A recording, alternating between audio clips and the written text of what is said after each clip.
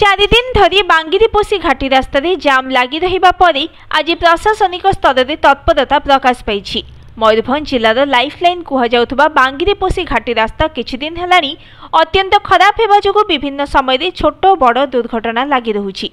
अन्यपटे भारी जानगुड़ी ब्रेकडाउन हेले रास्तार 2-3 दिन धरी जाम लगी रही। मयूरभंज जिलापाल बांगिरीपोषी एवं विषयी पुलिस को स्वतंत्र चिठी करिसेंती। घाटी रास्तार उभय पार्श्व 24 घंटा पुलिस पेट्रोलिंग हेबा सहित भारी जान उपरे कटकणा जारी करिसेंती। 49 नंबर जातीय राजपथ घाटी रास्तार उभय पार्श्व भारी जान को प्रति 1.5 घंटे थरे छड़ाଯିब। अन्य समय भारी जान गुड़िक रास्तार बाम पार्श्व पार्किंग करेंगे। घाटी रास्ता जेभली जाम न हुए से नहीं बीडीओ तहसीलदार तदारख करेंगे। एही कटकणा अनिर्दिष्ट काल पर्यंत चालू रहिबो बोली जिल्लापालक चिठी रे उल्लेख रहिछि। Bureau report news today.